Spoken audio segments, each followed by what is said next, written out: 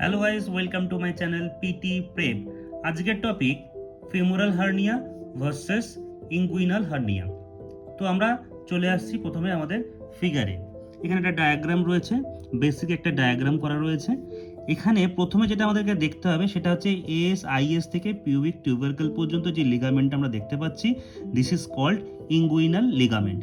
এই ইঙ্গুইনাল লিগামেন্টের নিচ থেকেই আমাদের আসছে হচ্ছে ফেমোরাল ট্রায়াঙ্গেল। এই ফেমোরাল ট্রায়াঙ্গেল মধ্যে প্রথমেই আসছে হচ্ছে femoral nerve, then femoral artery আর ফেমোরাল ভেইন।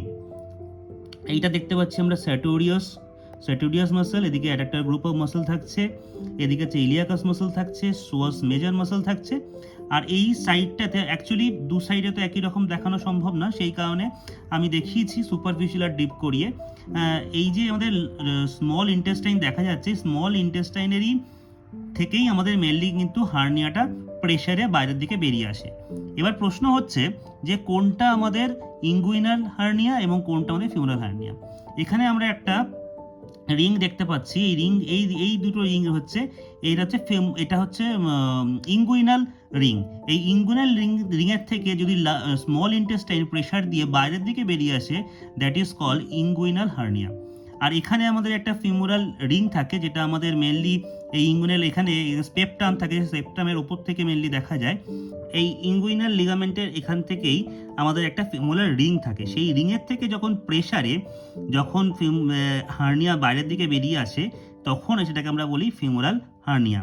এবার কথা হচ্ছে যেটা কেন হয়, এইটা মেনলি এই ধরনের হার্নিয়া মেনলি হয় হচ্ছে আমাদের ওভারওয়েটের কারণে হতে পারে, আমাদের অ্যাবডোমিনাল ওয়ালের উইকনেসের কারণে হতে পারে, কোনো কারণে প্রেশার বেড়ে গেছে সেখান থেকে হতে পারে, হেভি ওয়েট লিফটিং থেকে হতে পারে, ক্রনিক কাফিং দীর্ঘদিন ধরে কাশি হচ্ছে সেটা থেকে হতে পারে, দেন হচ্ছে ওবেসিটি থেকে হতে পারে, প্রেগনেন্সির কারণে হতে পারে, স্মোকিং কারণে হতে পারে। এরকম বিভিন্ন ধরনের কারণ রয়েছে যার জন্য এই ধরনের হার্নিয়ার প্রবলেম আমাদের আসতে পারে।